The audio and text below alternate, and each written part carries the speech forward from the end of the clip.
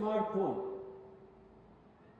2021 में, नवंबर 2021 में हम लोगों ने इस योजना को प्रारंभ किया था।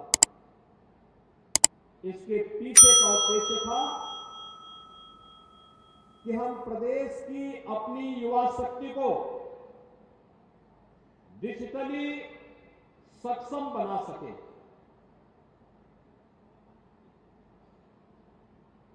किसी भी प्रकार की चुनौती का सामना करने के लिए अपने आप को तैयार कर सके।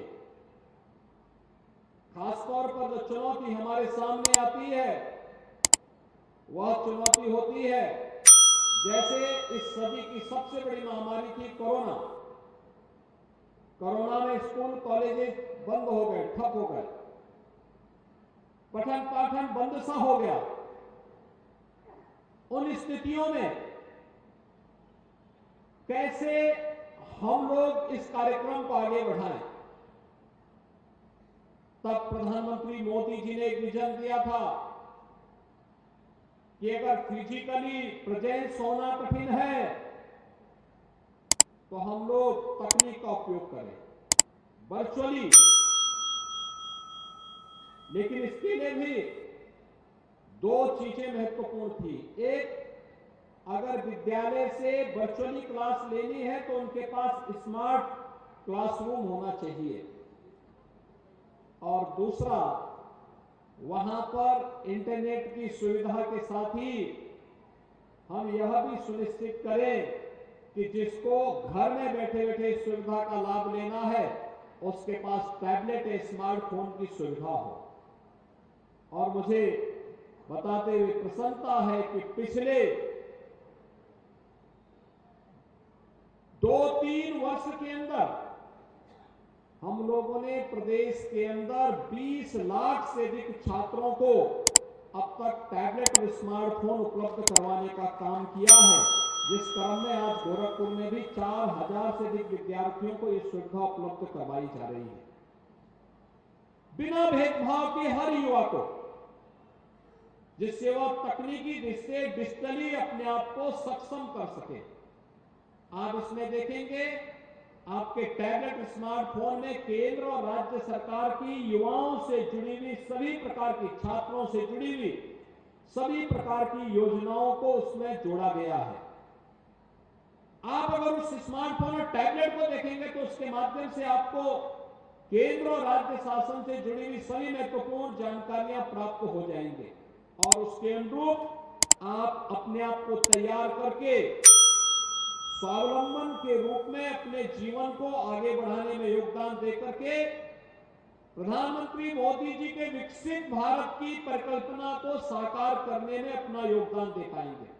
आज मैं यहां पर आप सभी लोगों को नए भारत के, नए उत्तर प्रदेश के साथ और नए उत्तर प्रदेश के साथ की दृष्टि नए गोरखपुर के लिए भी आपको आह्वान कर रहा हूं। भाइयों बहनों, आज हमारा देश बदल चुका है, दुनिया में सम्मान बढ़ चुका है। देश के अंदर किस तेजी के साथ माहौल बदला है। देश की सुरक्षा भी है तो समृद्धि भी है। देश के अंदर आज नौजवान के लिए आजीविका भी है तो देश के नागरिकों की आस्था का सम्मान भी है। ये पहले नहीं होता था। पहले न युवा के बारे में चर्चा होती थी, न आस्था की चर्चा कोई करता था, न सुरक्षा थी, न समृद्धि थी। देश में असमंजस की स्थिति 2014 के पहले रहा करती थी, लेकिन आज ऐसा नहीं है। आज तो भारत दुनिया की 5वीं बड़ी अर्थव्यवस्था है। और याद करना, 24 में इलेक्शन होने जा रहे हैं। इसी मार्च महीने में नोटिफिकेशन जारी होगा। नोटिफिकेशन में जब चुनाव के परिणाम, चुनाव चलेंगे, उस समय हमारा नारा होना चाहिए, फिर एक बार मोदी सरकार, फिर एक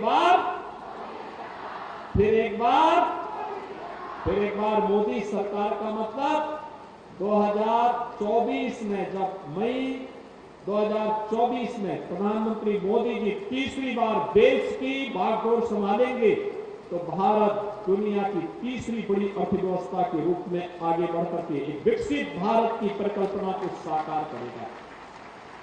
विकसित भारत का मतलब हर नागरिक विकसित होगा, हर व्यक्ति की प्रति व्यक्ति आय बढ़ेगी, सुविधाएं बढ़ेंगी, भारत सक्षम होगा, समर्थ होगा और भारत का कोई दुश्मन भारत को आंखें नहीं दिखा पाएगा।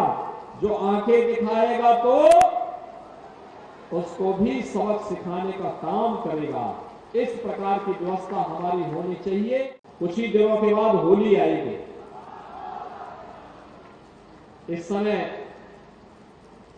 परीक्षाओं का लोड भी आपके ऊपर होगा। तनाव से मुक्त वातावरण में परीक्षा देने के लिए जाया करिए। याद रखना, जितनी मेहनत की होगी उसका परिणाम प्राप्त करने से कोई आपको रोक नहीं पाएगा। अनावश्यक तनाव नहीं लाना चाहिए, एक। और दूसरा, आपको मैं इस बात के लिए आश्वस्त करता हूं, प्रदेश भर के युवाओं को आश्वस्त करता हूं, युवाओं के भविष्य के साथ कोई खिलवाड़ नहीं कर पाएगा। युवाओं का भविष्य उज्जवल है।